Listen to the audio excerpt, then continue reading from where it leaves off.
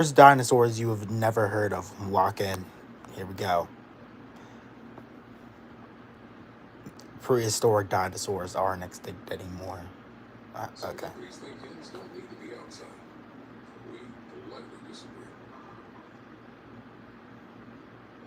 And the Green Team is here to review results. I'm traumatized. Okay, there we go. Let's be honest. These creatures weren't just dinosaurs. Yes, they were. Dinosaurs are dinosaurs. Also, showing Jurassic franchise media while just after showing a few clips of after showing free clips of prehistoric planet is a crime, bro. They were apex predators. Some of the dead. Not all dinosaurs were apex predators. These that's like the only issue I have so far. Like, was Triceratops an apex predator? Was it Montosaurus an apex predator? Were Pharazenosaurus were at one point apex predators, but not anymore. Biggest hunters to ever walk the earth. Or were they? In movies, we see Velociraptor as this human-sized monster hunting in packs to kill anything they see. Which is false. But in reality, they were only the size of a turkey. Which is true. The true alpha of the raptors was actually Utahraptor. And how many more times have dinosaurs been given the Utahraptor treatment just because one of his family members had a cooler sounding name? I think it was only Velociraptor. Because there aren't that many dinosaurs that were upsized size that much, but let's just keep rolling. It turns out a lot. Today we dive deeper into the most underrated and most forgotten apex predators the planet has ever seen. And nothing shows this better than the Dinosaurus, an Abelisaurus so massive and intimidating that it made its famous cousin, the Carnotaurus, look like a little brother. It really wasn't. I mean, like, all the belly swords are like around the same size. Well, no. I mean, like, the Titan Avenger, I think it's like. I don't even know if that's like an actual name. I'm pretty sure its name is just the Kenyan Giant. Like, okay, bro. You don't have to make such a big entrance. And while the Carnotaurus is more well known through modern media, Dinosaurus had the stats to back it up as being underrated. 30 feet long and 8 feet tall. Let me zoom in so y'all can see it better. Oh my gosh. Holds the title for the largest Abelosaurid ever discovered, outranking Titan Avenger. heavy hitters like Majordosaurus and Carnotaurus in almost every physical category, with fossil evidence hinting that it could grow nearly 30 feet long and close to 3 tons in weight. Oh my gosh. I actually didn't. Okay, bro. But again, then it says 2.7 tons with 2 N's. Like, is that. Okay. But this wasn't a scaled up version of something we've seen before. This predator found features to help it stand out from the rest, ones that made it especially lethal in the harsh ecosystems of Cretaceous Brazil. What predators were really in Brazil? Name one predator other than a Abelisaur or a Spinosaur that was in Brazil that could have been a threat to. That could have been a threat to them. Exactly, there were none. Actually, I think there was this Carcharodontosaur that was. I think it's in Brazil. I'm not sure. Dinosaurus was an ambush predator, one that relied on sudden brutal attacks to bring down its prey. I'm pretty sure all animals use ambush predation. I'm pretty sure Mr. No. Never mind. Get a good sense of how it hunted just by looking at its skull. What is this? This is the worst dinosaurs you've never heard of. This is what this is. And it's me reacting to it. It possessed a short, robust skull which allowed it to take striking and powerful bites. This combined with its small, short but sharp teeth likely meant the Piccolinosaurus gripped and then shook its prey. Think of a crazy Jack Russell playing with its favourite toy. Its bite would have swiftly grasped and torn at flesh, with the structure of its drawing neck suggesting it used these strong, sharp bites to incapacitate its prey. And honestly, it needed to be that dangerous, because the world it lived in wasn't easy. Its name, Piccolinosaurus, translates to dense forest lizard. Okay, bro. I know this is supposed to be taken seriously, but I'm gonna have to down some aura points right there. Dense forest lizard. What kind of a name is dense forest lizard? And it's a fitting title. Fossils dating back around 70 million years ago have been found in the Mato Grosso region, which was once a heavily forested pocket of prehistoric South America. And Piccolinosaurus was not alone. It shared its environment with some absolute giants, including titanosaurs, which are confirmed to have lived in the same region during the same time period. Given Piccolinosaurus's imposing size, some paleontologists believe it may have been capable of taking down some of these colossal... There are more weird names in the world. Yeah. Like alarming lizard. And the underwear dragon. herbivores, but that is still up for debate. There's little direct evidence to confirm whether they actively hunted adult titanosaurs. More likely, it may have gone after easier targets, injured individuals or vulnerable juveniles. Not exactly fair fights, but nature rarely is. And That is true. Like I've seen this like clip going around the internet of like this pelican squaring up against a pack of like no, not a pack. Like two hyenas. Aren't you supposed to be a seabird? How did you end up in Africa, let alone with two hyenas? Just fly away, dude. speaking of mysteries, the truth is, we're still not entirely sure what the Piccolinosaurus even looked like. That's because the fossil record is frustratingly incomplete. Most reconstructions show it without horns, unlike Carnotaurus, with its two devilish horns above the eyes, or Majungasaurus, which had a single one. But without a full skull, it's really anyone's guess. Maybe it had multiple horns. Those are not horns, buddy. That's I don't know what it is, but it's pretty beautiful. It's like very I think it's like I don't even know what to call that. Oh, I'm sorry to the artist, but bro, I have no idea what you just put on this dude's face. I'm just gonna call it speculative tissue. Maybe something stranger, something we haven't... That looks good, like the little whatever those things are, the little flower. You're telling me this dude has okay. Mentioned yet, the mystery remains, and it doesn't stop there. Even its extinction is a question mark. With so few fossils, we don't know how long exactly Piccolinosaurus survived, or what finally brought it down. When we think of North America's great prehistoric predators, Tyrannosaurus rex is the name that dominates the conversation. But Well, I mean that look like a flower. That is true. But there's like I mean there are like a bunch of other predators that live in North America, like Smilodon, popular. No, that lived in South. Smilodon fatalis. Yeah. There's Torvosaurus. There's Acrocanthosaurus. There's also uh, I'm doing a lot of lip smacking. That I feel that's too much. Well, my point is that there are a lot of predators that dominated North America before and after the Tyrannosaurus Rex. long before the T-Rex ever stepped foot on the continent, one of the most underrated predators ruled the You really know about this? Yes, I do. I do. Thank you. Acrocanthosaurus atokensis, whose name Didn't I just say the Acrocanthosaurus? I have no idea.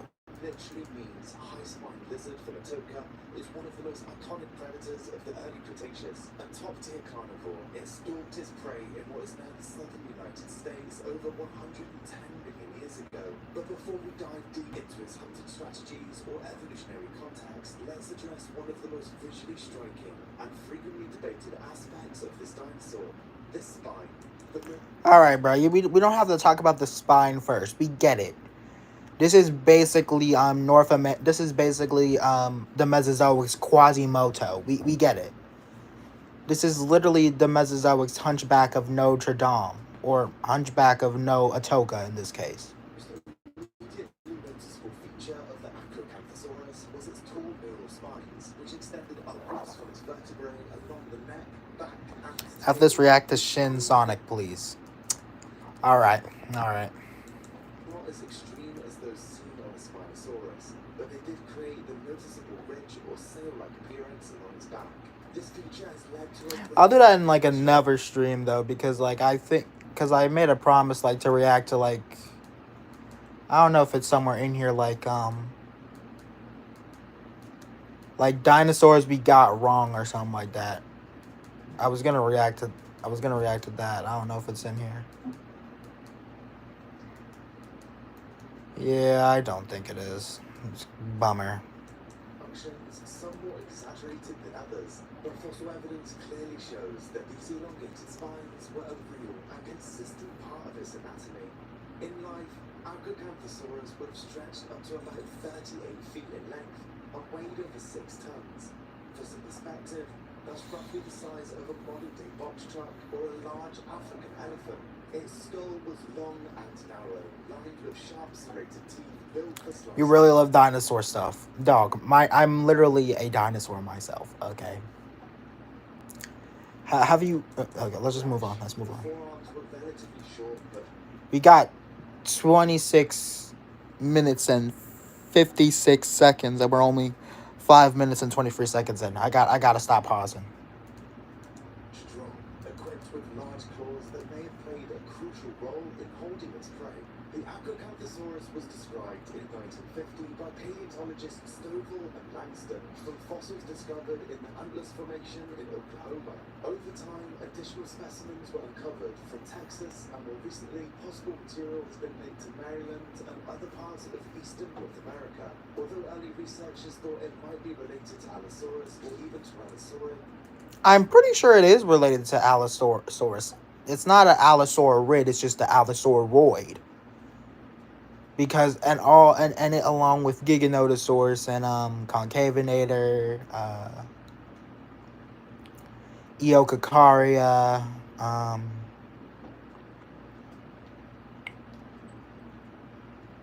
what else? Carcharodontosaurus,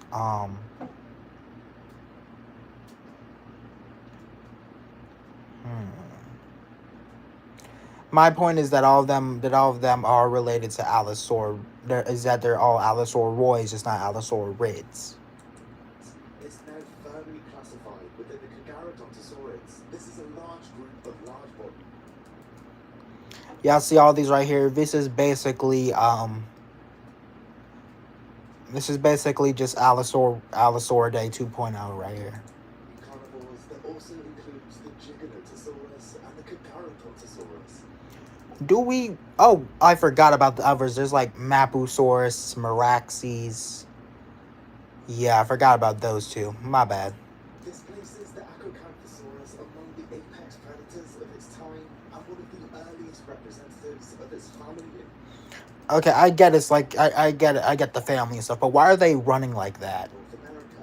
The tall neural spines likely served multiple functions. Some paleontologists suggest they supported a muscular ridge, providing strength and stability for the back, especially useful for an animal such of this size. Others propose that these spines might have played a role in thermoregulation, species recognition, or sexual display. But something that's especially compelling is the distribution of these spines. They start modestly at the neck, peak around the hips, and taper off down the tail, forming a continuous, flowing ridge that gave the Acrocanthosaurus a unique silhouette. Oh, so the other theropods are just like a blacked out Popo T-Rex. Alright. Among large theropods, the skull of this great predator featured a deep, narrow snout and large fenestrae. These are openings that reduce the skull skull weight and likely improved muscle attachment. And inside his jaws were dozens of serrated teeth, ideal for cutting through the flesh of large herbivores. As we mentioned earlier in the video, his forelimbs were relatively small compared to his body, but they were not vestigial.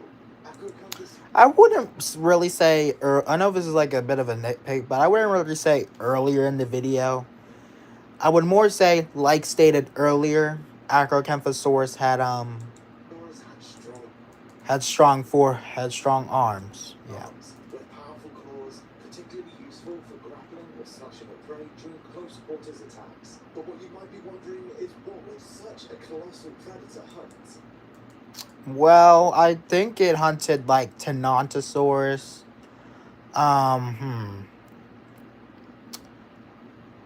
Juvenile sauropods. Like maybe I think Astrodon. Yeah, Astrodon. Maybe, I'm not really sure. I think I'm more focused on the CDAR mounts information. If we're going with the CDAR mount information, I'm pretty sure it's like Iguanodon, Tenontosaurus, maybe Falcarius when it's like younger and like slightly smaller, so where it can keep up with it. And maybe Sauroposeidon. Maybe Free could take on a Sauroposeidon. I'm not really sure. Acrocanthosaurus's robust skull, lined with large serrated teeth, points clearly to a diet of You're gonna have to ask Mr. Quasimodo over here. herbivores. This apex predator roamed a diverse ecosystem filled with sauropods, like the Sauroposeidon, one of the tallest dinosaurs ever discovered, So I just foreshadowed the Sauroposeidon. All right. as well as the armored Ankylosaurus and swift one. No, I'm pretty sure the Ankylosaur. Oh yeah, I forgot. It probably also may have hunted Sauropelta. It could have hunted Sauropelta as well. Lithopods. There's also strong evidence suggesting that the Tenontosaurus may have been part of his primary prey items, a mid-sized herbivore that lived in the same region and time period. Bite marks found on the Tenontosaurus fossils matching the size and tooth spacing of the Acrocanthosaurus support the idea of a predator-prey relationship.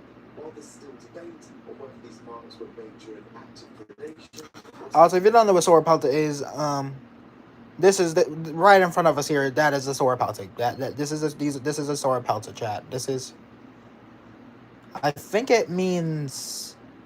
I have no idea. Oh goodness. Scavenging, it's clear that the Acrocanthosaurus interacted closely with these herbivores. This predator was likely an ambush hunter. Its powerful hind limbs could have delivered sudden bursts of speed, while a long tail provided balance during rapid movement. It probably relied on a combination of stealth, strength, and speed to overpower prey, launching itself at targets with jaws and claws. I do not like the way these dinosaurs are moving. Like when this footage comes on, like they're like all upright and stuff. Like, I don't like it. I don't like it that much. I'm sorry. Poised for a takedown. This Did it just snap its neck? relied on a combination of stealth, strength, and speed to overpower prey, launching itself at targets with jaws and claws poised for a takedown. It did. Dog, you are not Asset 87, alright? The size and strength of the Acrocanthosaurus suggests it was capable of hunting large prey as well, either alone or possibly in loosely coordinated group. Alright, I don't know what these Acrocanthosaurus are on, but these are not... Why did I mute it? Get back on here. Alright. I have no idea what these Acrocanthosaurus are on, but they're on something that has a lot of... It has like a lot of kick in it, because why are you so casually just running up and biting the neck of a Sauroposeidon? Aren't their necks like very long compared to like the rest of their body? However, there is no direct fossil evidence supporting pack behavior of this creature. Studies of its neck and spinal structure suggest that the Acrocanthosaurus held its head in a downward-facing position, though. This would have been ideal for scanning the ground for movement and striking quickly at prey. This creature's highly developed olfactory bulbs also point at potential scavenging behavior. With a keen sense of smell, Acrocanthosaurus could detect carcasses or injured animals from considerable distances. If you were looking for a modern comparison, Acrocanthosaurus wasn't like a cheetah or a wolf in terms of hunting. Instead, it was more like a crocodile or Komodo dragon. So you're telling me Acrocanthosaurus is semi-aquatic? That's basically what you're telling me, gang. All right. Personally, I think Acrocanthosaurus was more like a tiger. Personally, because like it would just like I could see an Acrocanthosaurus like mainly just like using its using its jaws like just suffocate prey, kind of like the Siamel Tyrannus from the game Mesozoic on Roblox. A solitary predator relying on patience, positioning, and a devastating strike to secure its meal. Its teeth. I'm pretty sure Komodo dragons use more than just a devastating strike. I'm pretty sure they have to actually like securely bite the animal like a water buffalo, and they have to wait until their venom, I think, or saliva like stops the blood clotting, and they just slowly die. Functions similarly to the serrated edges of a bread knife, optimized for cutting through flesh with maximum efficiency. Unlike animals that crush bone, not gonna lie, the sauropod is moving too. I've never seen a sauropod move like this.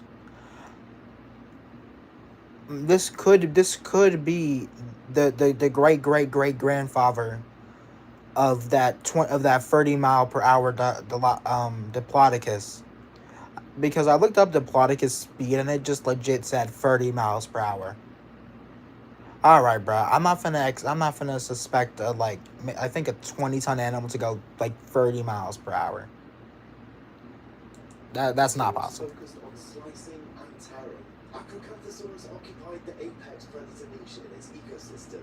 In the early Cretaceous of North America, few creatures could rival its size and power. However, I mean, there were sauropods, Sauroposeidon, Astrodon. There were other sauropods too. I just don't know their names that much. it was not alone. Other theropods like the Oh, Sidarasaurus. There was Sidarasaurus. Nicus and smaller Dromaeosaur Dog, no one cares about the Deinonychus, okay, bro? No one cares. was also Well, technically, I do care. I do like Deinonychus. I like every single dinosaur equally. lived in this region. Though they likely hunted smaller prey or scavenged remains, Acrocanthosaurus would have dominated the food chain, possibly even preying on juvenile versions of other Okay, buddy. The only real problem I have with you is the AI of the baby Sauroposeidon. Sauroposeidon did not have T-Rex heads, okay? I don't know the exact skull shape, but this is not what baby Sauroposeidon looked like. dinosaurs. Its presence in multiple formations across a wide geographical range indicates it was both successful and adaptable. From the swampy lowlands of Texas to the woodlands of Oklahoma and even the East Coast, Acrocanthosaurus. You see, I personally believe Acrocanthosaurus was a good swimmer. It had to be like a decent swimmer. All dinosaurs are decent swimmers, but I feel like Acrocanthosaurus would be like a bit above decent. Because like, how are you finna live in all these water populated environments and at least not know how to and at least and not be able to at least do like something like like I don't even know. Appears to have thrived in a range of environments. The discovery of possible juvenile specimens suggests that the Acrocanthosaurus also grew rapidly, potentially reaching its massive adult size in a relatively short time. Only 2 years? No, I'm pretty sure. I think that's like how dogs like grow up. Like I feel like a lot of people get human years and I feel like a lot of people use human years when they're talking about how old dinosaurs are. Like if you're talking about a 30-year-old T-Rex, that T-Rex is on death's door. It is not in its prime no more, bro. Like if you're talking about if you really if you want an actual adult dinosaur, it would have to be at least 1 year old. T-Rex only lives 30 years? I think so. I think it does. Like, Strategy seen in other large theropods as well.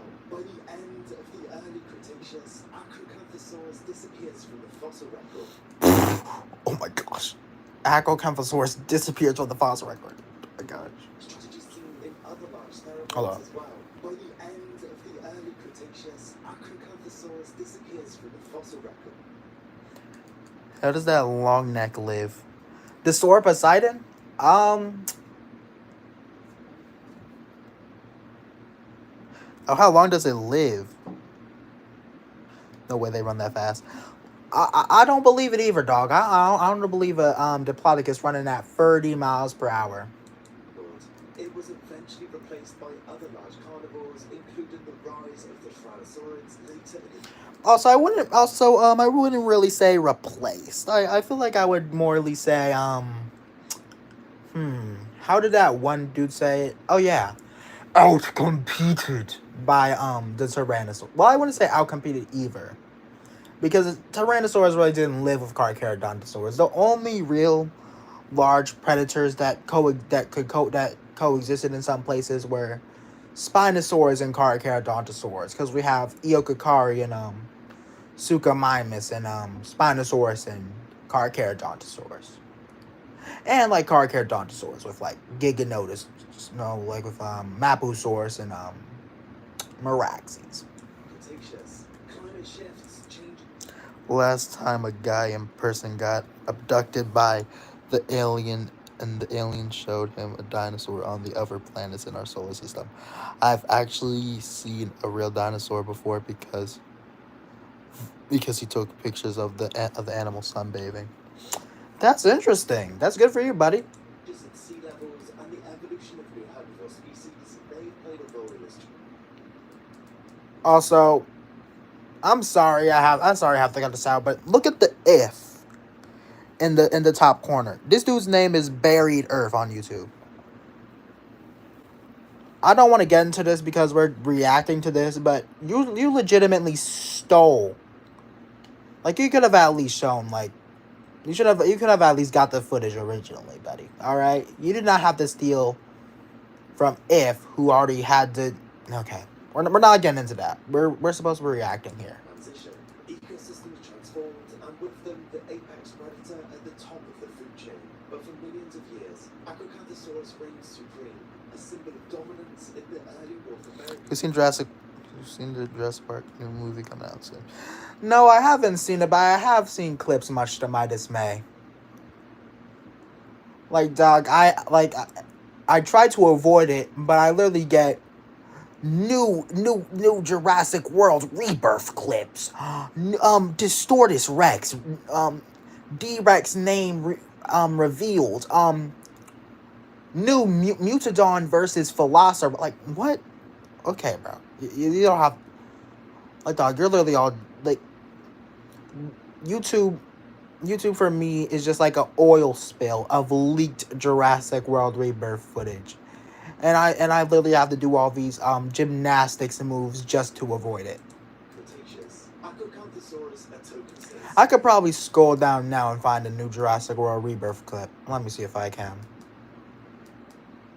Let's see.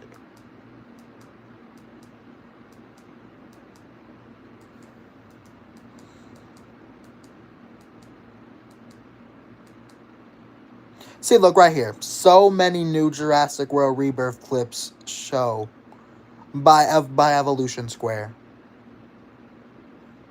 Only took me a few scrolls. Do you know why dinosaurs went extinct? Well, actually, birds are dinosaurs, so they didn't really just get I'm pretty sure the dinosaurs didn't go extinct. Non-avian dinosaurs went extinct.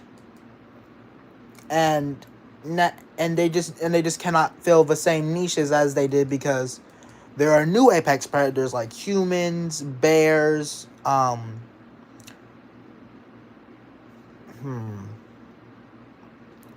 basically mammals. Like since the asteroid wiped out, they couldn't like since the asteroid hit them and dwindled their numbers, they couldn't really repopulate much, and the mammals just kind of took over. At least I think that's what happened. I'm not. I know much, but I don't know that much. Have the name recognition of the T-Rex, but its legacy is no less important. As one of the earliest large Gigarodontosaurus, I kind of want to see how we would just like use like other theropod names in like the same way as T-Rex, like AA or P Caducus, I Challengery. Okay, all right. See, it doesn't really fit well. That's like something. That's like something that's like I've been witnessing like a lot. Like a lot of people complain like, "Wow, bats hanging upside down is so weird." But when you turn them sunny side up, it looks weird. Like it may be weird, but it's natural. it helps us understand the evolution of giant predators in the ecosystem. Dinosaurs live 5,000 years ago. They clay pot toys with humans. That's interesting. This is some very interesting stuff you're telling me. Oh my goodness, we're only 11 minutes and 30 seconds in, and it's been 31. And it's no, hold up. It's been 32 minutes. Oh my goodness. Massive frame and wide geographic range made it one of the most fascinating dinosaurs of the early. These are a lot of reconstructions of Acrocanthosaurus. A lot of people love Acrocanthosaurus. Oh my goodness. I mean, I'm one of them. I love the Acrocanthosaurus. Its roar and its the only thing that problem me is that they didn't give it a claw attack because it clearly has these like robust arms I could grab with. Cretaceous, but what about a dinosaur that is both underrated and hunted in a very unique way? When we imagine a group of coordinated predators working together to take down prey, most of us probably think of wolves.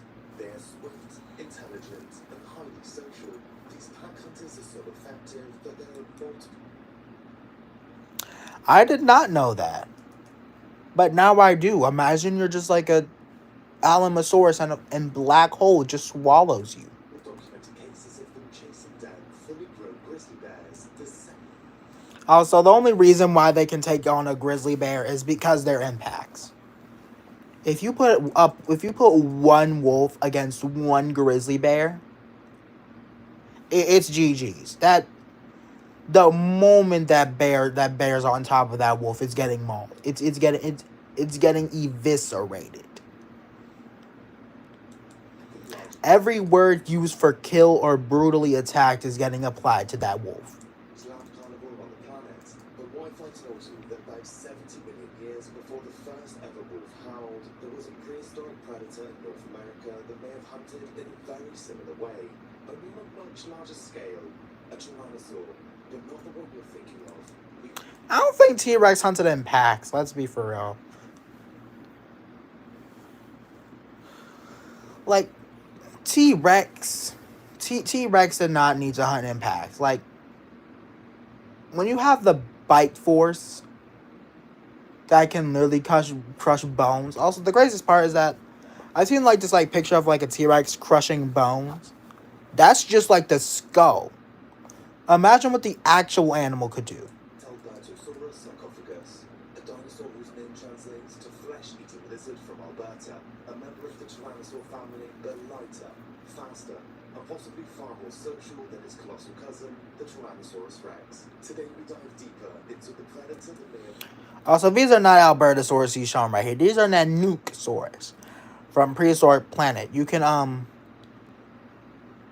you can eviscerate some money out of your wallet and pay for Apple TV Plus to watch it. Hunted in packs, a creature that's forcing scientists to rethink the social lives of dinosaurs. Alberta by Joseph Bertyrell. He and his team were actually looking for coal in the Horseshoe Canyon Formation of Alberta, Canada. Dog, when was this? Why are y'all looking for coal? I feel like I mispronounced coal so bad. Coal.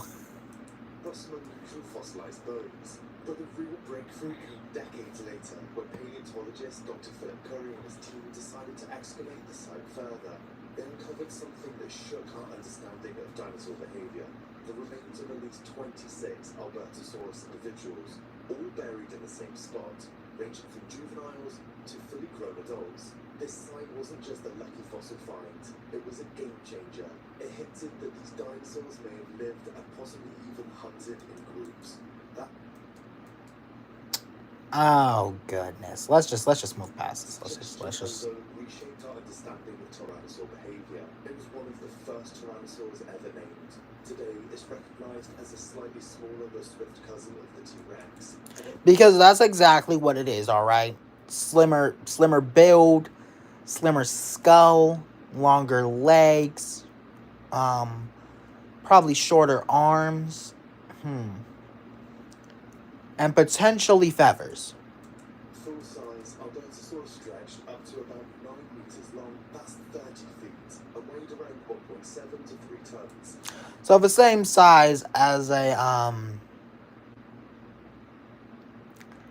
Picnonemosaurus. All right. So this is not an accurate Tyrannosauridae. The only real things that should be here are Tyrannosaurus Rex and Albertosaurus. Because Tyrannosaurus is in Proceratosauridae, along with Proceratosaurus itself. That little guy on the bottom left. And Chianzausaurus is in the Alioramini. That sounds like something you would hear in some Italian brain rot. Alioramini. Okay, let's just ignore I said that and let's move on. Predator, though much smaller than some of its relatives, but size isn't everything. Well, if you're a sauropod, yes it is. Because like, let's be for real. Sauropods, their size alone could deter a predator. Whatever's dumb enough to still try and attack it after that is getting absolutely washed. This predator was built for speed, with more lightly built bones and long muscular hind limbs, suggesting it was capable of quick bursts, perfect for chasing down prey. Estimates suggest it could run up to speeds of 32 kilometers per hour, leaving its bigger cousins in the dust. Like wolves, Albertosaurus wasn't just fast, it was equipped with the tools of a top-tier hunter. Its skull was massive, with large forward-facing eye sockets. I think its skull is like 3 feet long, actually. Provided binocular vision, a trait associated with depth perception, essential for judging distances when hunting, a common trait in many modern predators. But surprisingly, one of its most important features might have been its nose. One of the most impressive tools in the modern grey wolf's arsenal is its incredible sense of smell. A grey wolf's sense of smell is estimated to be 100 times more sensitive than the humans. To put that into some perspective, it means a wolf can detect and locate prey nearly 3 kilometers away, just by scent. This is obviously a huge evolutionary advantage. Look how big these wolves are compared to these bison. What type of wolves are these? For a predator that hunts across vast landscapes, and it is also thought that Albertosaurus might have had a very similar aggressive sense of smell. CT scans of related tyrannosaurs like T-Rex show an enlarged olfactory bulb, the part of the brain responsible for processing smell. Since Albertosaurus was closely related, I've also been seeing like a lot of leaks and spoilers for Walk of Dinosaurs 2025 as well. I think it's like one of the images. See, look, this is like literally the second scroll is literally just Triceratops versus T-Rex, a fight for survival. Like, okay, bro. We could react to that. I'm not really sure. I don't want to. shared this adaptation, suggesting an excellent ability to detect scents, possibly even from several kilometers away. So while we can't say for certain how acute its senses were, the physical evidence strongly points towards a predator that relied on keen eyesight and smell to locate And speed. Also, oh my gosh, Lack of prey. these Parasaurolophus are they're now holding up good to accurate standards. But how do we know that these massive predators hunted in packs? I mean, I would much more prefer loose gangs because while dinosaurs are birds, not that doesn't mean all dinosaurs had like the big brain intelligence of like something like a raven or a crow or a magpie or a lyrebird or something like that.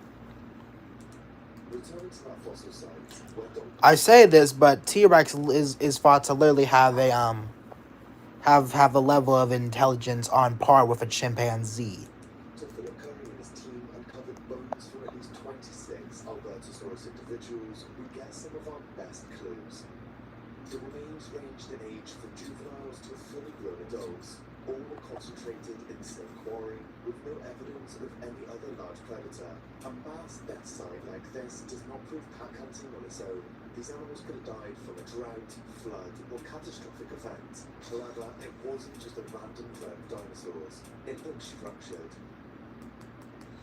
That's basically what it was. A random pack of dinosaurs. Yes, of course. The group included at least 6 adults, 7 subadults, and 7 juveniles.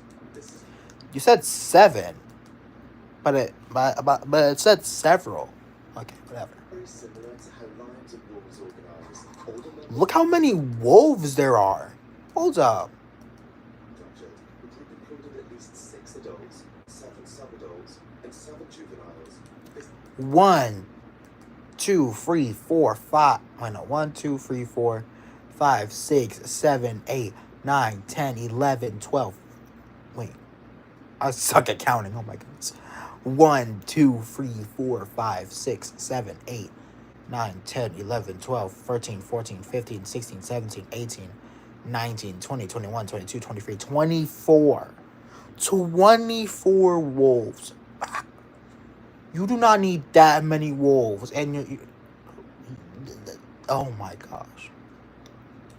is very similar to how lions and wolves organize. Older members leading the hunt, younger ones learning the ropes. If there's that many wolves and they attack you, you getting eaten alive, bro.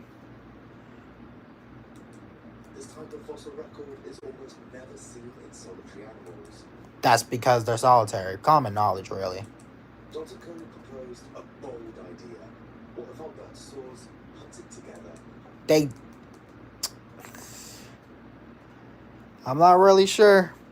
Should I agree with the 17,000 people and his 3.51 thousand subscribers? Or should I form my own opinion? I don't know. Not just tolerated each other, but actually coordinated attacks. Oh my gosh. And what was the Albertosaurus hunting? Like its relatives. Well, I'm pretty sure Albertosaurus hunted hadrosaurs, ceratopsians, and ornithomimids. Like Myosaur and Montosaurus regalis, I think, or maybe was that Gorgosaurus. I'm not sure. Unlikely prey on large herbivorous dinosaurs. It lived in what is now Western Canada, a warm, lush floodplain during the late Cretaceous. Yeah, I'm pretty sure it hunted like Parasaurolophus, Lambeosaurus, Coryphosaurus. No, did it? I don't know.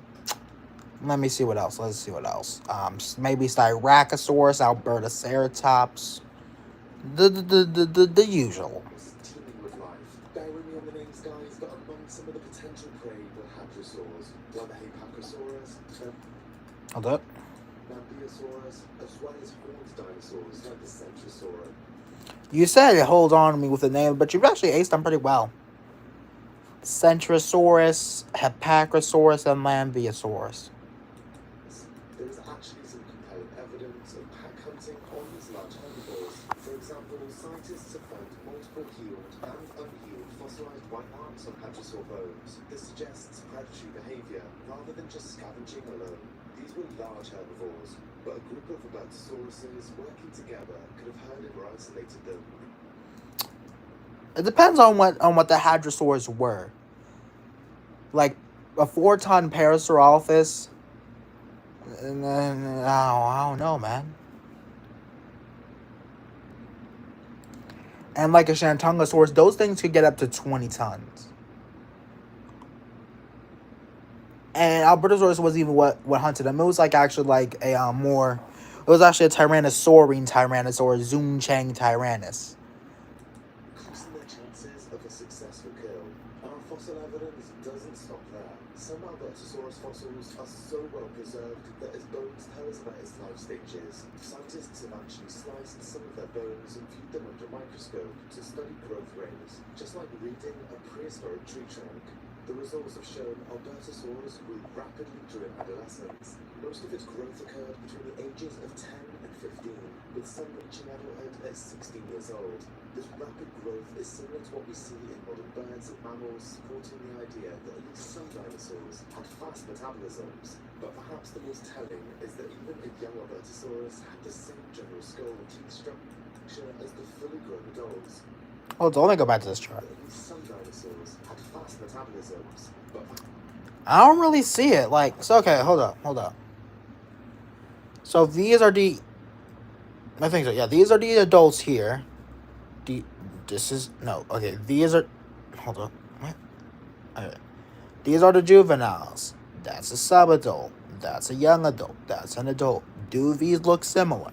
No, they do not.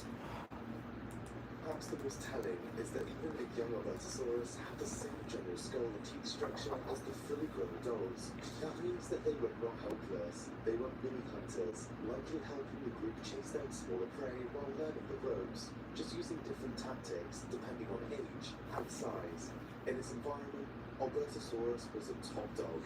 No other large carnivore filled this niche. Smaller predators like Dromaeosaurs were around, but nothing else competed directly for the same prey. But life at the top was not a peaceful one. Some Albertosaurus fossils show bite marks from their own kind. These animals may have fought for dominance, mates, or food, much like lions and crocodiles do today. One specimen even shows evidence of healed injuries, implying it survived a brutal encounter with another of its kind. Social animals aren't always cooperative. After all, just ask any wolf pack leader. The Albertosaurus thrived during the Campanian stage of the late Cretaceous. They vanished from the fossil record around 68 million years ago, several million years before the asteroid impact that wiped out the non-avian dinosaurs. The reasons behind this disappearance remains uncertain. However, shifts in sea levels, climate change, and evolving ecosystems likely played a role in reshaping its environment. One theory suggests that the T-Rex may have contributed to the Albertosaurus's extinction, possibly I don't really know. acting as an invasive apex predator. T-Rex is believed to have arrived in North America from Asia around the same time Albertosaurus disappeared, potentially via a land bridge that formed. I think I've heard this very Tarbosaurus, like it moved to North America via land bridge and outcompeted the Albertosaurines. So the Tyrannosaurines could take hold and take reign. Oh, okay. Why am I sounding so poetic now? The Albertosaurines were less elite, but the Tyrannosaurids were more keen. Like, okay, get out of here. During that period, if true, it could mean that after ruling the northern ecosystem with no equal for millions of years, Albertosaurus was suddenly outcompeted by a newer, more dominant rival. However, this idea remains speculative. There is no direct evidence that the T-Rex was responsible, but the timing just makes things curious and adds an extra layer of mystery to the fall of one of North America's former top predators. The idea of pack-hunting tyrannosaurs may sound like science fiction, but is a hypothesis grounded in fossil evidence, comparative biology, and careful observation.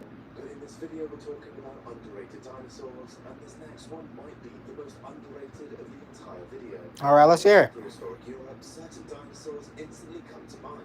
Perhaps the iconic plates of a Stegosaurus. I don't really know. Stegosaurus was. I don't think a lot of people know Stegosaurus hit from Europe. I think it's more of a North American. Or even the familiar silhouette of Allosaurus prowling in search of prey. What about Ceratosaurus? Does no one care about Ceratosaurus? This is like everybody hates Chris Jurassic Edition. Everyone hates Ceratosaurus. But Europe was also home to another far less familiar predator, one that's every bit as impressive as its more famous counterparts, yet remains surprisingly overlooked. This is Europe's very own Jurassic giant, the Torvosaurus gurnii, which means savage lizard.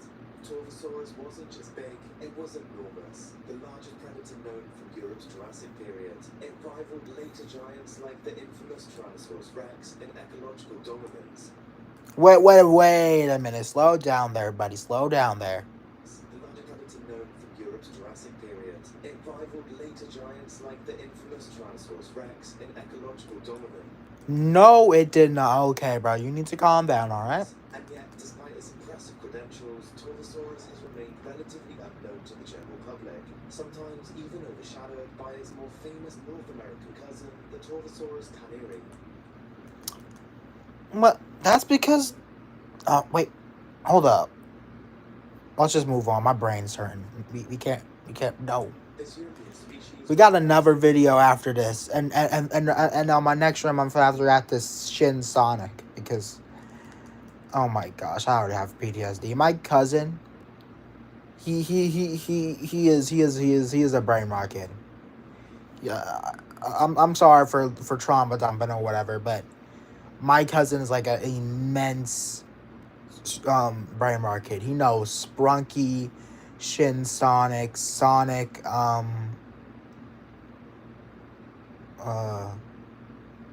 whatever brain rot is. He probably knows about Italian brain rot.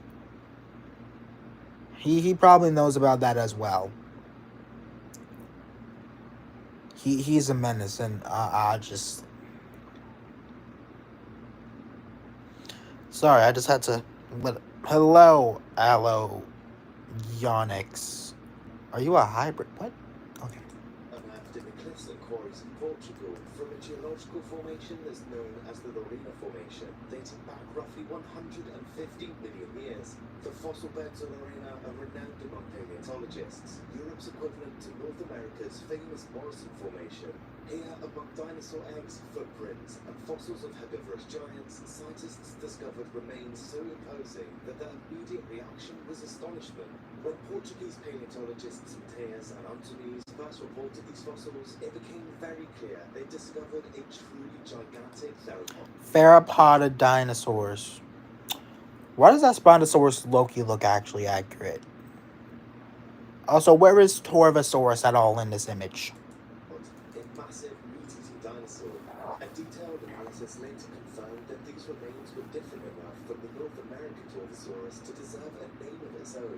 Torvosaurus gurnii, named to honor the famous paleontologist James Gurney, creator of the Dinotopia books. This species instantly became Europe's iconic apex predator of the Jurassic. But why was this dinosaur so special? Why was dinosaur so special? Dog. This was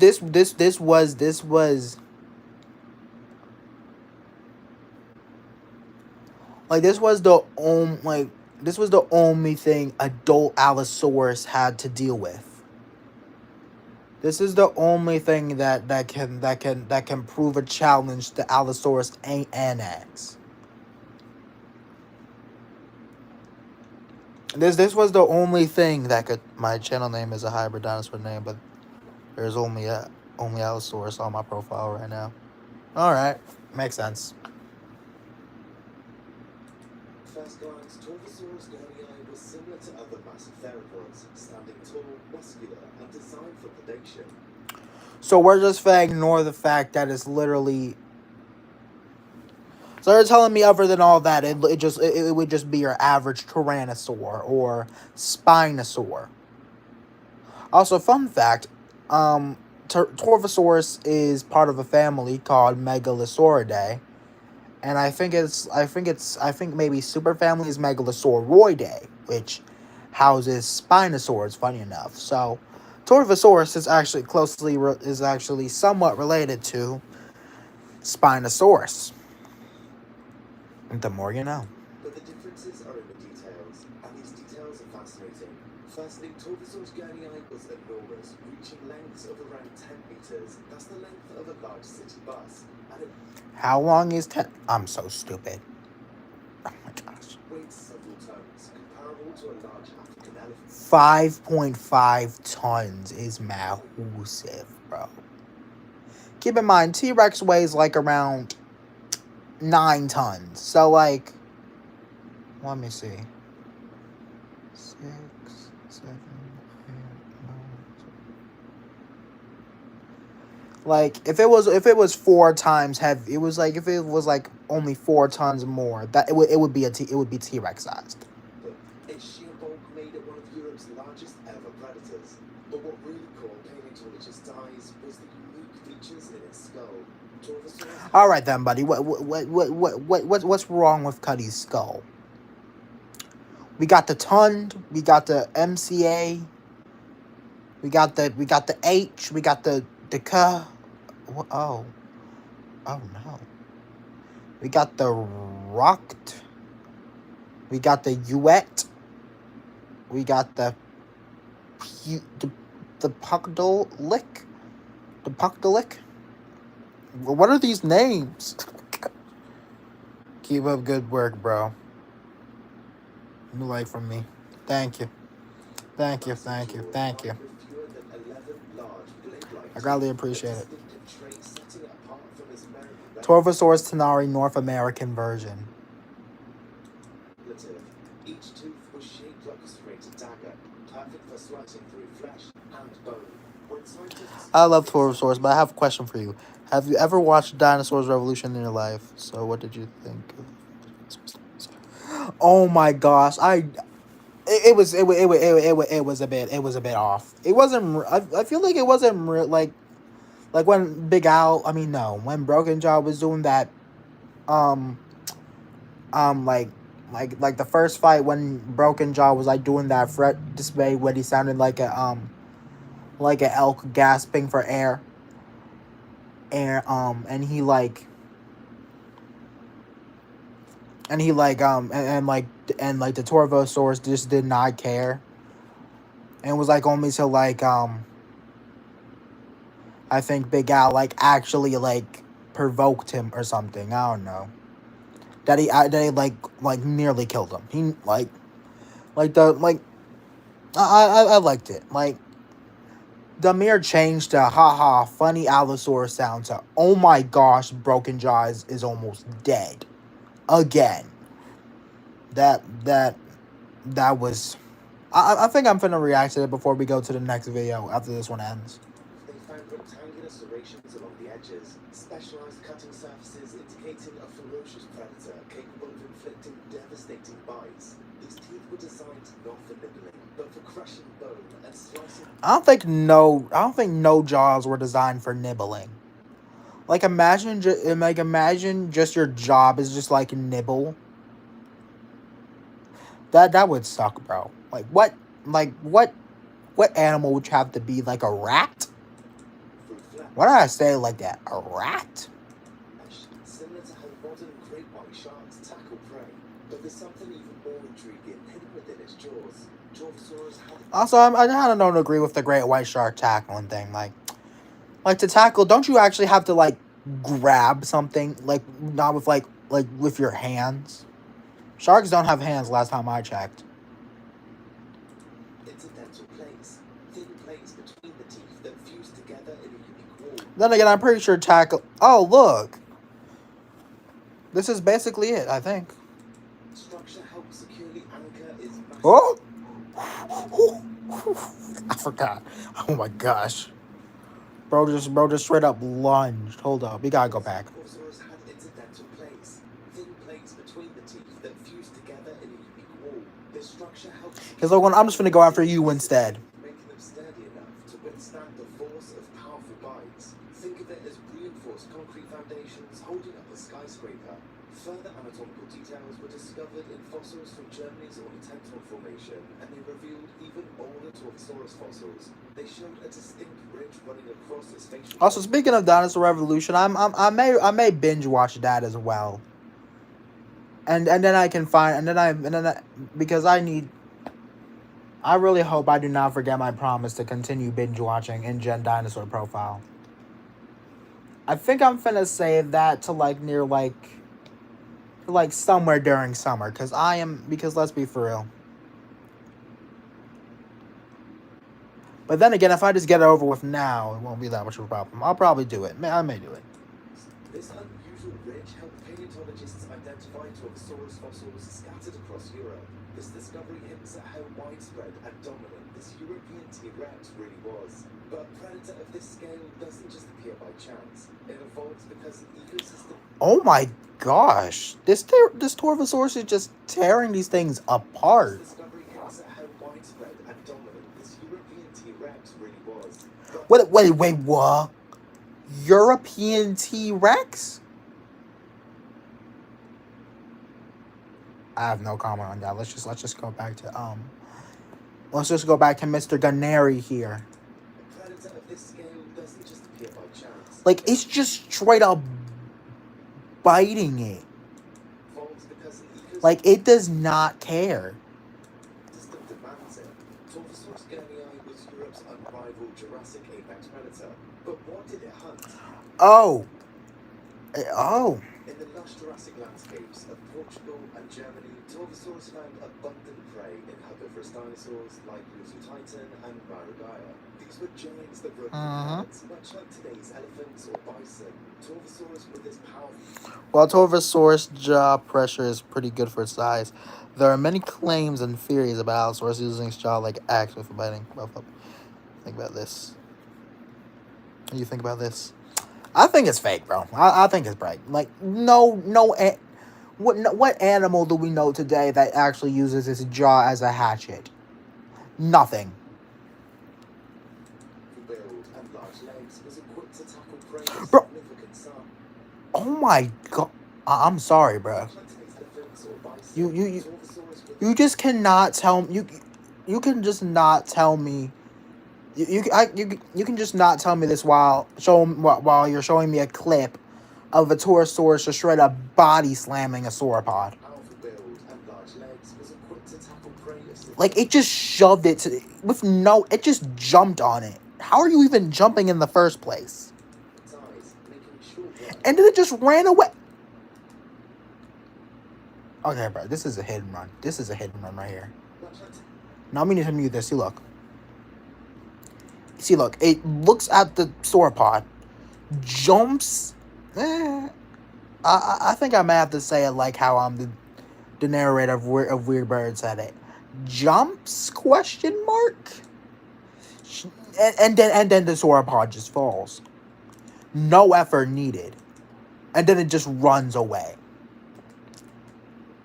This kind of reminds me of like how like a Jurassic World Evolution, where like the dinosaur like kills something and like panics and runs away. Wimp.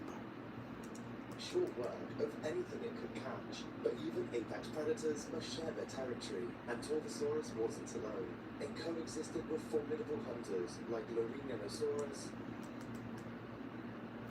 No, that's the actual dinosaur, bro. You cannot just throw that at me. Even though Summer Revolution contains some logical errors, its frightening and reactionary nature impresses me. Yeah, true. Like, I've seen some clips. Like, I've seen like the eel rat. I've seen like the like this Gorgonopsid like try and escape, and it like looks back at this other thing chasing it, and just for it to like die to lava immediately. And like when it thinks it's safe, it finally yawns, and then the lava just rises up and just like consumes it. Like all that in a span of in a few minutes is crazy. Ceratosaurus and the iconic Allosaurus, each a top predator in its own right. How could so many giant predators coexist? Because they ate different things. Ceratosaurus hunted crocodilians. Actually, I don't think it did. It hunted like maybe fish, maybe some Dryosaurus, maybe Camptosaurus. Allosaurus hunted maybe sauropods. I have no idea what Torvosaurus was doing. I don't even know. Maybe it hunted stuff like Morapelta and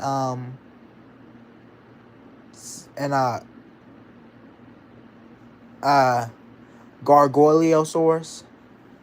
I'm not really sure. Paleontologists believe these dinosaurs occupied subtly different niches, specializing in different prey, hunting styles, or territories. Torvosaurus gurnii likely specialized in overpowering particularly large or robust prey. To give the sauropod merit, it did try to hip check him. Look at this. Different prey, hunting styles, or territories. Torvosaurus gurnii likely specialized in overpowering particularly large or robust prey, using its crushing bite. You deserve that, bro. You deserve that. You deserve that. That's instant karma. How you finna try and body check someone and you're finna be all surprised when you get tackled to the ground like a quarterback? Like, no. That's not how it works. While other predators may achieve You deserve that hit and run, buddy. quicker or smaller targets. Now y'all big old belly self struggling to stand up. This intricate web of competition and specialization sustained a balanced ecosystem, much like as lions, hyenas, and leopards coexist in Africa today. Of course, every great dynasty must eventually come to an end, and for Torvosaurus, extinction came as the Jurassic period transitioned into the Cretaceous around 145 million years ago. The exact cause of its disappearance remains uncertain, but what we know is this: the world changed dramatically, continents shifted, seas rose, and climates evolved rapidly.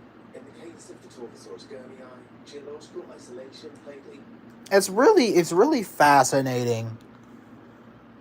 It's really fascinating to see how like you really like the only thing that that really stopped these creatures' reigns were just like the actual Earth had something to do with it. It wasn't like if it wasn't for that, we would still Torvosaurus may have transitioned into the Cretaceous and evolved into something else.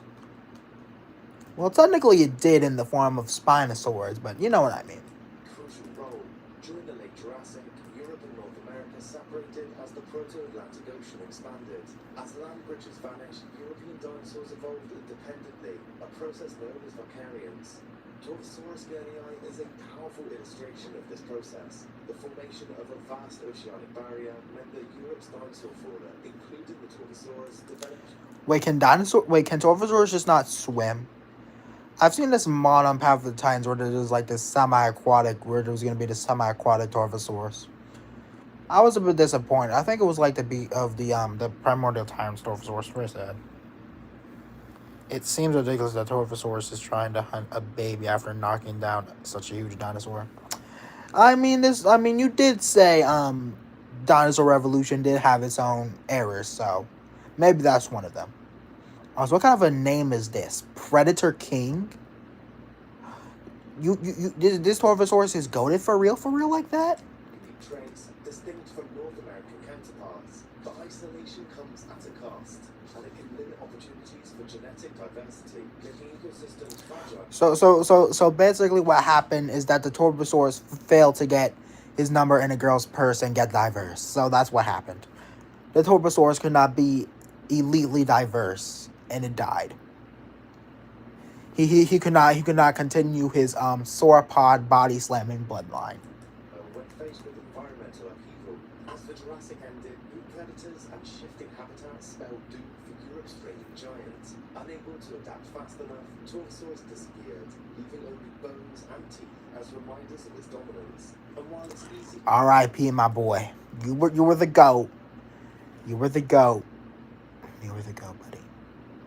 Or the tiger of the Morrison Formation, as prior extinction puts it. to mourn the loss of this incredible predator, Torvosaurus gurnii story is one of remarkable success. It thrived for millions of years, shaping ecosystems, evolving unique adaptations, and teaching us invaluable lessons. Wait, that's a Tyrannosaurus. Oh, okay, whatever. Never mind, they're back. Next time you stroll through Europe's peaceful forests or relax by its shores, remember, beneath your feet lie echoes of a savage past, a thrilling reminder of the time when Europe's wildlife was anything but gentle. That was a hard line, buddy. Shout out to Buried Earth for the video. Do you know Christonatosaurus? Yes, I do. It's like a South American abelisaur that coexisted with Giganotosaurus. Now hold on. We're finna react to Allosaurus versus Torvosaurus, and then we're finna go to that video I promised to react to yesterday. Allosaurus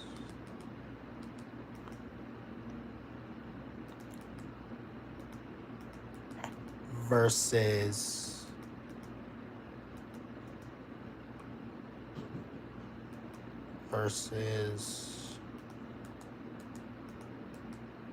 Torvosaurus.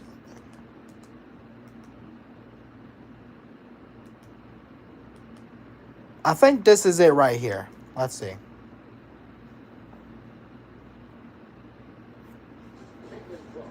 Amazing assists. Cambridge, the ultimate assist for your savings. But ever since they teamed up, she's taken assisting to a whole new level. Get your savings and assist with Cambridge. I do not care. All right, let's get into it.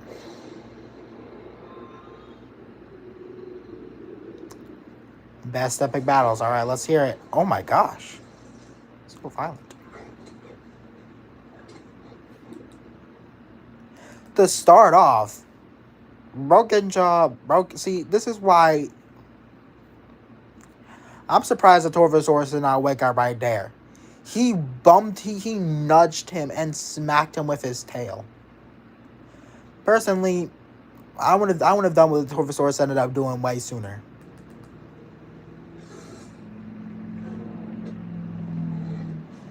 See, and look at the height difference.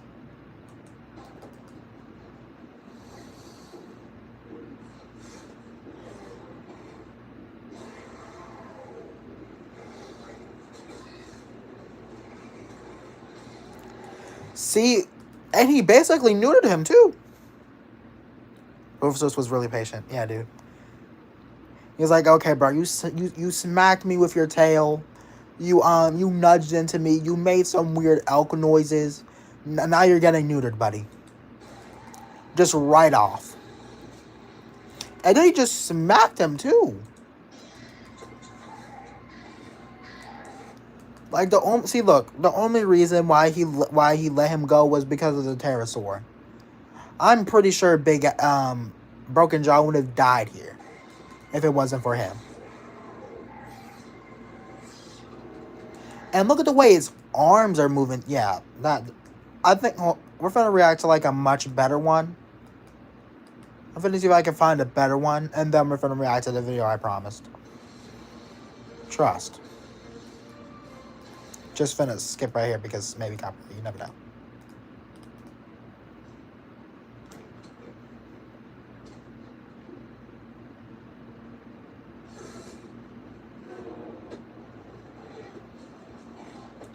Yeah, this is like about the same video. I was looking for the one where he made the intimidation call thing. Like, you know what I'm talking about? I was looking for that. I'm gonna see if this video has it, and if not, we're gonna move on. Yeah, no. Alright. We're moving on. Next up, we're gonna react to Extinct Zoo. So, shout out to him. We got prehistoric animal scientists got horribly wrong. And then I'm gonna end it here. Never mind. We're also reacting to Booking.com, starring the Muppets. Psych, we skipping that crap. Paleontology is a notoriously difficult science. It basically tries to figure out what extinct animals are like, just going off their bones. It really was. I mean, Broken Jaw was a subadult. For all we know, that could have been a fully grown Torvosaurus, Gunnery or whatever. Paleontology is a notoriously difficult science. It basically tries to figure out what extinct animals are like, just going off their bones, which sometimes are barely intact, other times hundreds of millions of years old, and many times both of these things. So to say this line of work is hard is an understatement. Therefore, it's not hard to comprehend how paleontologists have made a few mistakes over the years. Many times, these errors are rather small and common, like perhaps they slightly exaggerate the size of an animal. Hmm. However, once in a while, a mistake is made that is neither small. I think I like the knuckle walking Spinosaurus of the 2010s. Like it was like really close to what we have like the Spinosaurus today. Like not that like what on earth are we doing in the 2020s? Why is its arm so small? Aren't Spinosaurus known for their long, robust forelimbs? Or am I tripping? Nor unimportant, being big enough to change your entire perception of an animal, and leaving many scratching their heads, which is nicely demonstrated by these seven creatures. All right, we got this is 24 seconds long, so it may be an hour long. I'm not really sure. We got Megalosaurus, Meganorachne, Ferrozenosaurus again. Huh? Pterodactylus, Anomalocaris, and Dinochirus. Dinochirus is my second favorite dinosaur, immediately right after Spinosaurus. Also, I'm about to see if my claim still sticks to what I said earlier about avoiding these Jurassic World Rebirth teasers or leaks and stuff. Let's see real quick. All right, not on this one. All right. It was pretty much almost guaranteed to happen, as it involves the very first dinosaur ever described by paleontologists. All right, let's see. Dinosaurus. This Jurassic theropod was first described all the way back in 1824, when people knew next to nothing about dinosaurs. In fact, at the time, the word dinosaur wasn't even invented yet, and as a result... So we just thought dinosaurs were just like modern animals. The first ideas of what Megalosaurus was like were, let's just say, pretty rough. The holotype that consisted of a femur bone, some bits of vertebrae, and part of the lower jaw, which were studied by the English paleontologist William Buckley, who concluded that he had stumbled upon a giant carnivorous lizard, which walked on all fours. Reason being... How do you know it walked on all fours, William Buckland? I don't trust you, bucko. Was massive, and to him all massive lizards must walk on all fours, obviously. Additionally, he reckoned that this strange creature was probably amphibious too, showing more preference for water than land. Actually, That's interesting. I know it's like outdated now, but that's an interesting idea. A semi-aquatic quadrupedal megalosaurus. That seems pretty fascinating. Kind of like a crocodilian, and he estimated that with flesh, it would have measured longer than 40 feet. Ooh, whoa. 4.2 meters. But then... Okay, alright, buddy. Oh my gosh. I wish there was a Hammond collection figure of Rebirth Spinosaurus. They may do it in the future, like when Rebirth comes out. Like, maybe it's like when it's like a bit older. Because, like, they didn't release the Hammond collection figures right away during Dominion. Like, they kind of, like, did, like, the Triceratops, the Ceratosaurus, stuff like that. And then they started doing the Ferrozenosaurus and Giganotosaurus. But, I'm sorry, you, like, he was easing me in for a minute. Like, yeah, it was on all fours. Yeah, it was quadrupedal. But that 40 feet long caught me completely off guard. A rival paleontologist found an even larger dinosaur bone, which seemingly caused him insecurities, as he really did emphasize the massive part. And he soon decided that 40 feet was not really big enough for his little, not so little lizard, and thus he increased his estimate to a whopping 70. Oh my gosh. Holy cow. Alright, y'all need to calm it down. Y'all need to calm hold up. Let's go back. Let's just go back. Maybe I'm tripping. Besides the massive part. And he soon decided that 40 feet was not really big enough for his little, not so little lizard. And thus he increased his estimate to a whopping 70 feet. No, I'm not tripping. That is a 70 feet long Megalosaurus. Or 21 meters. What's more is that Megalosaurus was discovered during a time when many scientists were still heavily religious, and they would often try to reconcile their finds with their beliefs, in this case, Christianity. And this particular find was a major problem for Buckley, as traditionally it was thought that death and suffering only appeared after Adam and Eve's original sin. But from the bones, it was clear that Megalosaurus was a predator, i.e., a killer, and one that seemed to him as a... So it was a killer. Dinosaur, Adam and Eve. And therefore, he came up with a rather interesting solution. by stating that Megalosaurus was not a killer, but rather an animal specialized to end the lives of the old and ill. Imagine instead of death, you just have this megalosaurus waddling up to you. Resurrection comes out. I really hope so. That would be like a decent task. Like that would be like some hard work to do. In order to lower total suffering, and thus preserving the idea of the original sin. And yes, I'm serious. And of course, Yeah, we know you're serious, X Things you. We trust you. We trust you.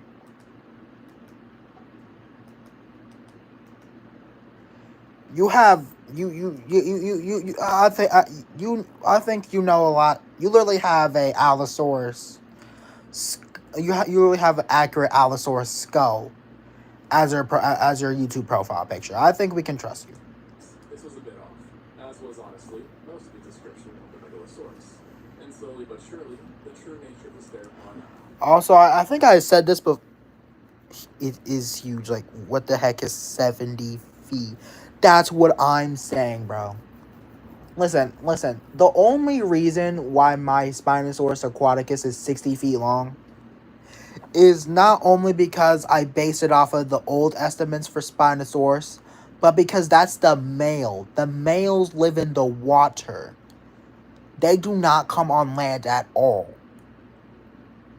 Unless they're born on land or when they're beached. They legit thought a 70 feet long amphibious lizard was like roaming the lands and ending and like easing the suffering of people. Was revealed. But what's interesting is that the revelations actually came mostly from the discovery of other theropods that were often quite intact, leading to the realization that Megalosaurus was not quadrupedal, but rather a biped, and it was not an amphibian, but rather fully terrestrial. We've also since come to know that it wasn't as giant as Buckland claimed. Thank It was goodness. about half the original estimate and weighing just slightly over 1 ton. Wait, what? Nah, they downgraded Megalosaurus hard. What do you mean 1 ton?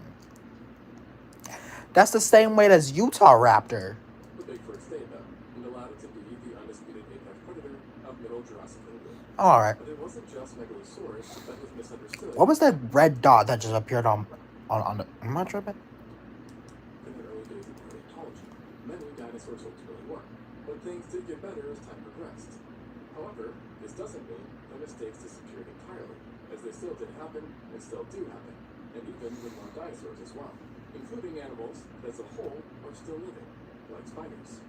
Back in the 1980s, an Argentinian scientist came across a rather peculiar fossil in Argentina's Bajo de Venice formation, which dated all the way back to the Carboniferous period. It involved a rather large carapace, 3 appendages, and tergates, all things you can find in certain groups of animals today, including arthropods. And given just the general shape of the fossil, the paleontologist realized that he must have found an ancient spider, one that threw everything we knew about spiders out the window, as it was a complete monster, measuring 34 centimeters or 13.3 inches long, which is greater than the maximum size seen in the Goliath bird eater, but until then had held the title the largest spider to ever live. And the timing of this new arachnid made a lot of sense to people, as it existed during the Carboniferous period, a time famous for producing giant creepy crawlies.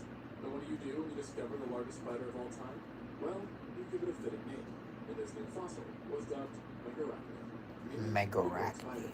And seeing how many of us are scared of spiders, Oh my... this creature really Whew. Whew.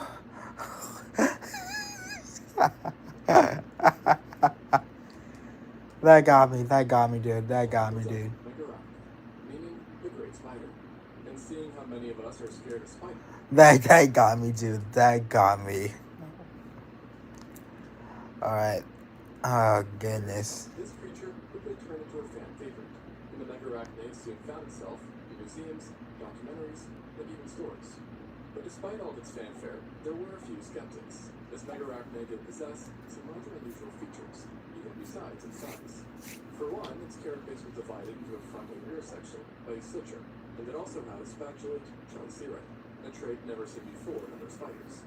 However, these concerns were swept under the rug, with people justifying that these differences were simply because they represented a new order of arachnid, or potentially just that it was simply one of a kind.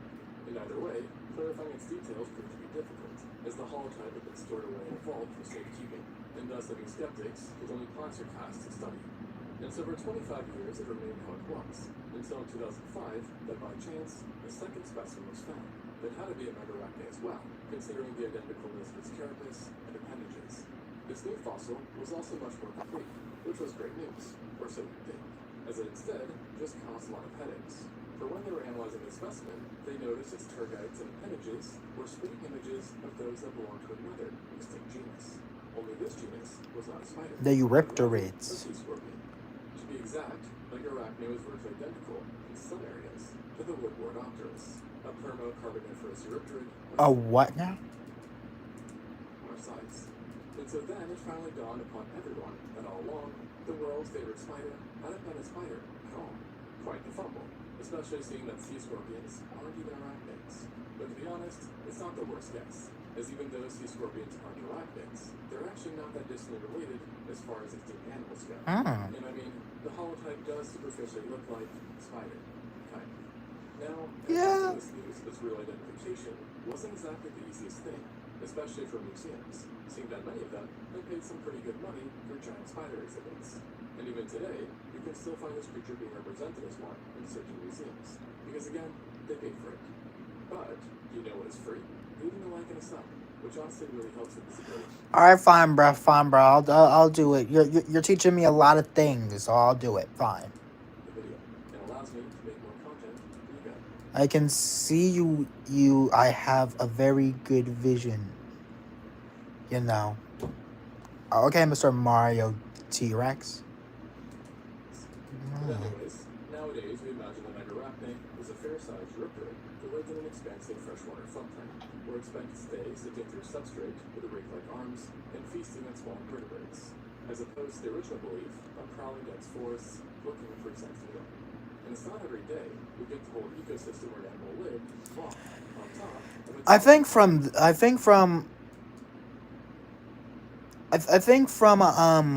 just from this segment alone, I think I may have arachnophobia now.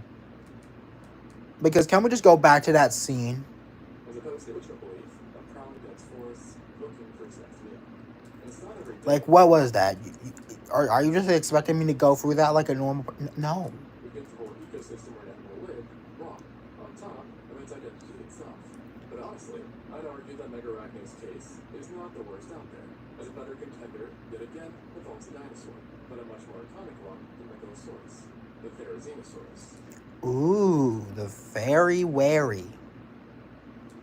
Thanks to Jurassic World, a lot of people know what this dinosaur looks like from its name alone. I mean, it's kind of hard to forget, thanks to those long claws. Yeah. Yet, it wasn't always thought of as the Wolverine dinosaur, nor was it even originally classified as a dinosaur, period, but rather a turtle of all things. I may make a turtle based off of her. I think I may make actual creatures like based off of like what people once thought dinosaurs were. Y'all can let me know if y'all want me to do that. I might do a poll. Now, it makes you wonder how we go from this to this. And to understand that, we'll have to travel back to the 1940s, when dino knowledge, while better than the 1800s, I think there was like the whole entire period with correct me if I'm wrong.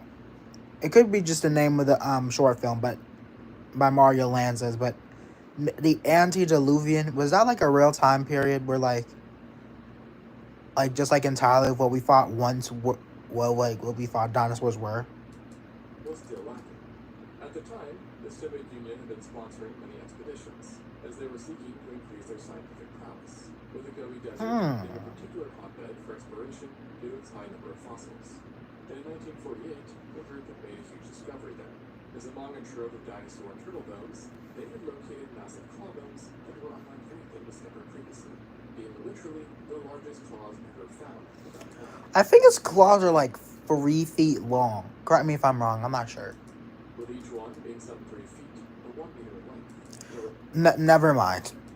Located in the same vicinity as the body of a large theropod, plus some fragmentary ribs and vertebrae of unknown origins. But oddly enough, the paleontologists believed that the theropod's body was unrelated to the claws, while for the fragmentary bones, they were unsure of who they belonged to. And so with just the massive claws, they were left a bit clueless. However, Because the Namek Formation was home to a large amount of turtles, the most composed in many river systems, one scientist, Bro, I'm leaving. Take care of yourself. So other channel. All right, then I'm subscribing to you back. Don't worry. came up with a rather interesting idea that these claws actually belong to a giant aquatic turtle, one that measured 4.5 meters or 15 feet long. A 15-foot long turtle. And weighed over a ton. A 1-ton turtle? Dog, you was not Archelon. You was not Stupendemes. So definitely quite the sight once you throw in those nails. But thankfully, we were not talking about a killer turtle, as this hypothesis... Did it just suck it into his mouth? Wait, what now? So definitely quite the sight once you throw in those nails. Look just like... This hypothesis is that this titan had evolved a very specific way of obtaining food, utilizing its massive claws to rake in huge amounts of scrumptious seaweed. And while this turtly aspect might be news to some of you, this strange path to the Therizinosaurus isn't exactly hidden. As if you didn't know, its species name to this day, Therizinosaurus coloniformis, means scythe lizard turtle, not dinosaur.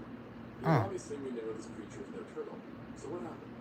Well, after some time, the bones were re-examined by another paleontologist, who noticed that some other extinct animals had very similar claws, albeit many times smaller.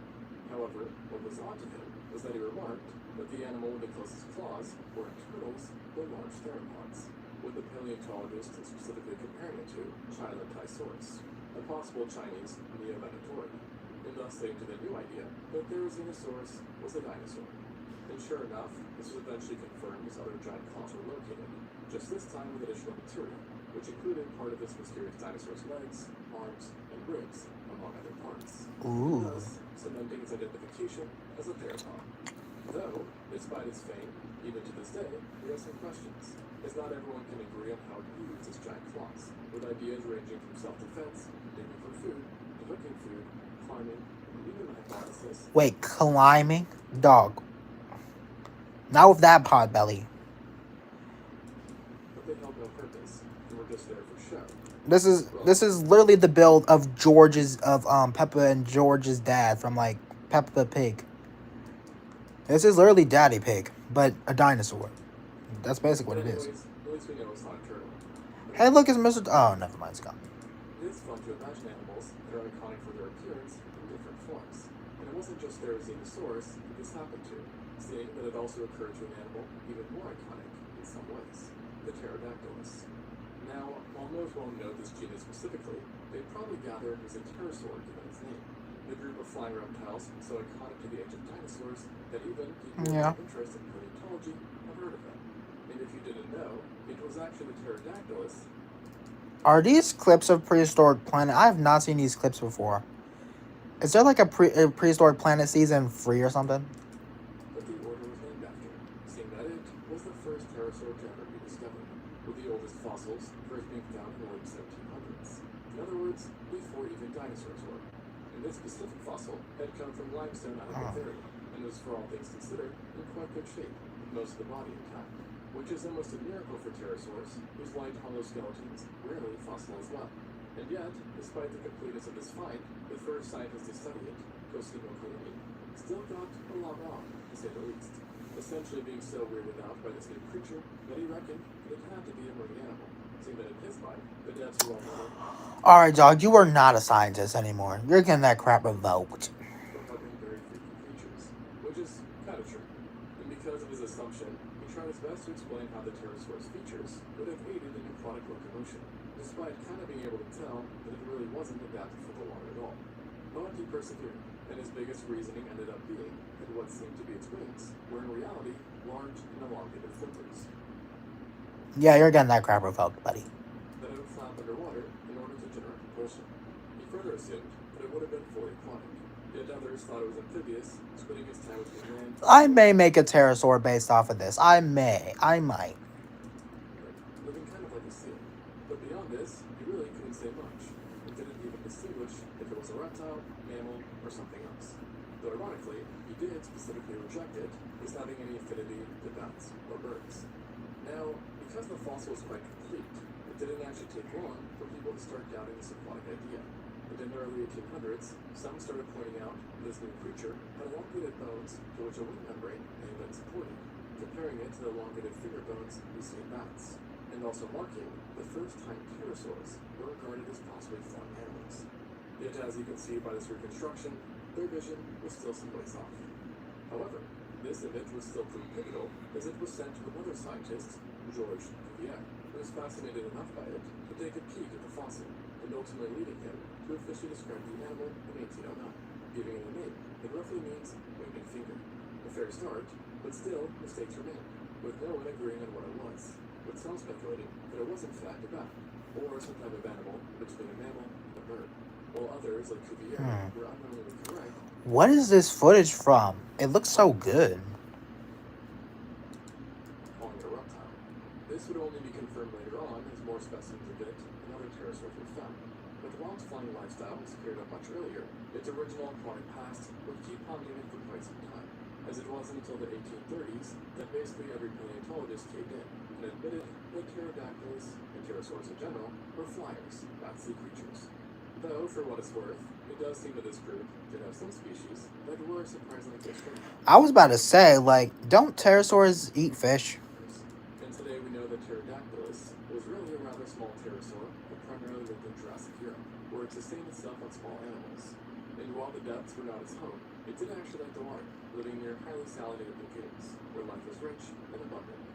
Now, confusing one animal for another can definitely be viewed as a big oopsie by some, but at least it was confused for just one creature, not multiple, which is something that sometimes happens. Case in point, Exhibit A, the... Huh. Okay, listen, bro, you didn't have to pull up on me like that. Why are you slowly arising? Even today, with everything we know about this guy, it's still seen as an odd creature. I mean, come on, just look at it. And you won't probably be surprised to hear it came out of a very strange time for life. The Cambrian. The Devonian and the Cambrian were like so weird. Like it was like very weird. Like sure, but at the same time, sure, a lot of stuff was weird and wacky, but it worked. It worked. So evolution stuck with it for a time. Where it was actually a very important animal, being one of the largest animals of the era, and presumably one of Earth's first apex predators, given both its unusual size for the time and features that indicated a carnivorous. Alright, man, these predators are microscopic, bro. What do you mean? You're not a predator no more. You're getting revoked. But when the first fossils unearthed in 1892, it wasn't known as being an apex predator, or even an animal, but rather animals, plural. In this case, 3. But So you're telling me this thing was a siphonophore? many other odd creatures we know of, its holotype came out of the Burgess Shell in Canada, where researchers originally found a piece of its mouth, multiple front appendages, and a trunk. And obviously, having come from one animal, all 3 parts were found next to each other. And considering how strange looking this guy is, even when completed, it's not hard to see why the researchers first couldn't tell that these fossils represented not 3, but 1 creature, with them instead believing that the trunk represented an Indiana sea cucumber, the appendages a shrimp, and the mouth some kind of jellyfish. Oh, I thought they were gonna think it was like some type of like siphonophore, like a like you know. And funnily enough, originally they were quite confident about their classifications, seeing this to be the only logical answer. So imagine their surprise when they started finding more of these fossils in the vicinity, which was obviously confusing, because why would a jellyfish, shrimp, and sea cucumber keep hanging out and dying in the same spot? I mean, Yeah, that's true. answer? Well, obviously, because it's just one animal. And though I'm sure their guesses are pretty interesting, one Anomalocaris is still much cooler in the end, as it is one of the strangest animals known to date, representing a member of the Radiodonta, who in themselves are extinct order of stem arthropods.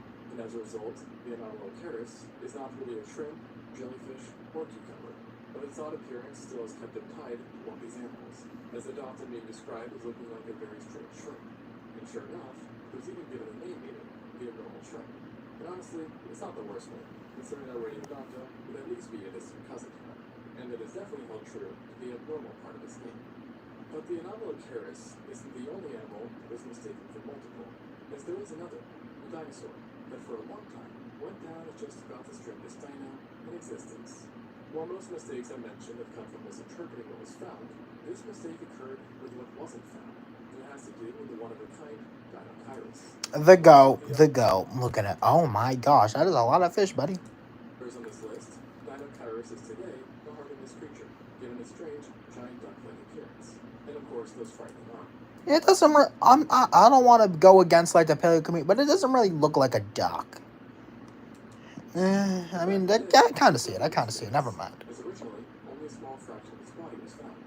Similar to Therizinosaurus, this dinosaur came straight out of the Neolithic Formation, where it was found after researchers stumbled upon some pretty messed up forelimbs, a shoulder girdle, vertebrae, and some ribs, all of which were of immense proportions.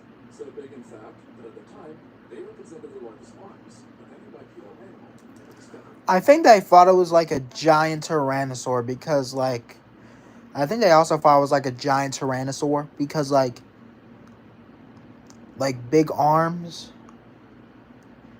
Because tyrannosaurs had short arms and their arm had and like with these massive arms, they probably thought it was like an even bigger tyrannosaur. I think. And they also had some pretty metal claws to match. But besides this, nothing else was found, leaving the paleontologists utterly confused and mysticised. Because honestly, who would it be after finding some massive arms and claws in the middle of the desert? And with this little information, all they could report to the world was that back in Cretaceous, there had been a huge dinosaur, presumably a theropod. A huge dinosaur is crazy. Who roamed about, wielding some pretty crazy claws. And that's just like this ad.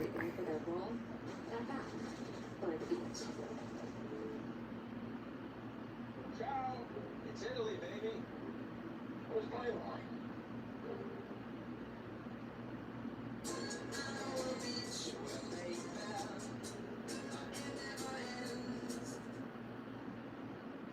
Breaks up! You dropped my dishes! Don't worry, they got new John Power sets. New traps, locks, and removes. All right, bro. I'm already scarred. Can I skip now? 9% of grease, so it doesn't get passed from dish to dish. Clean and stacked like ducks in a row. New John Power sets. In a major update, thousands of seniors are now qualifying for up to $40,000 in life insurance with pay. I hope I never see those ads again, bro. which led to its name, Dinosaurus, meaning horrible hands. Now, it was by no means the first time that an incomplete fossil was found, but when these have found fossil, been so tantalizing. And more importantly, it's not often that the incompleteness remains for so long. In immediate subsequent excavations, they weren't able to locate any additional materials, and it became something of a legend, being described as one of the most enigmatic, mysterious, and bizarre dinosaurs, eventually confining itself literally part of a traveling show. And this lasted for decades, during all of which many ideas about what it was were floated around. Of which, the most captivating and terrifying was that it was a giant carnivorous theropod the size of a T-Rex, that undoubtedly terrorized all of the lands. Ooh. And then another idea posed that it was really just a sloth-like dinosaur, who fed on plants and animals that lived in trees. Meanwhile, a third hypothesis claimed it was a slender man-like entity, in that its arms were supercharged, overpowered weapons that allowed it to grab and smash Wait, what? various animals for consumption. Pretty wild. But the bottom line remained the same. No one was sure what it was, and thus many errors were made on it. Finally, though, nearly 50 years after its original discovery, researchers caught a break in 2013 when an additional, more complete specimen had been dug up, finally breaking the mysterium around this creature. Yet, as you know by just looking at this thing, its reality was just as strange, for it turned out to be a giant ornithomimosaur, with a duck-like face, horrific limbs, and a large hump, giving it quite the striking appearance. And though it still looks a bit unnerving, it has turned out that despite the presence of large claws, Dinosaurus is something of a gentle giant, seeing that its nails were actually blunt, leading to the idea that they were used to dig and gather plants, not kill animals. Furthermore, its skull was more specialized for eating vegetation, not meat.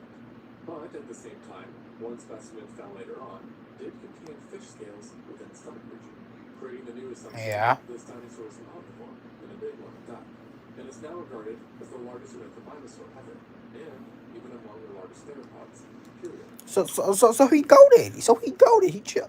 He number 4. All right, you did not have to do him like that. You did not have to do it like that. Number 4. With specimens measuring 11 meters or 36 feet long and weighing 6.5 tons, with with some people even thinking it cracked 10 tons in certain cases. So as you can tell by now, 10 tons? A 10-ton Dinosaurus would be crazy. paleontology is not perfect, and fossil finds will lead to mistakes, especially if they are lacking or sufficiently confuse whoever found them. But sometimes we also make mistakes when we don't find fossils. In fact, there's a whole term that kind of describes this, Lazarus taxon, which simply put occurs when an animal disappears and then reappears in the fossil record, causing some confusion, with perhaps the most striking case of this involving a fish, one that's actually still alive. And yes, this does deviate from the whole extinct animal thing, but I think it's an interesting story and still relevant, as the whole problem stems from the fact that we Should I? I'm gonna keep watching because it's kind of unfair. thought it was extinct, and for 66 million years at that. In the 18th century, paleontologists started to unearth a brand new kind of fish in various formations. The first specimen came out of Did coelacanths live in the Devonian? I don't really think they lived throughout, like... I mean, they could have. I'm not really sure. Europe. It was dated all the way back to the late Permian, so over 250 million years ago. It was a medium-sized fish, one which they believe represented... Also, by the way, I have this problem. Like, when I, finish my live chats, when they, like, come out, they say I put on private when I put on... I've already put on public, so if y'all know how, to stop that, please let me know. an entire new group, which they called the coelacanths. Now, this original specimen wasn't the most interesting to look at, but it did catch the attention of some researchers, given one, its extreme age, and two, because it seemed to represent... You know what, y'all? I'm finna end the video there. Shout out to Buried Earth, Dinosaur Revolution, or technically Discovery Channel, and Extinct Zoo. I'll see y'all next time.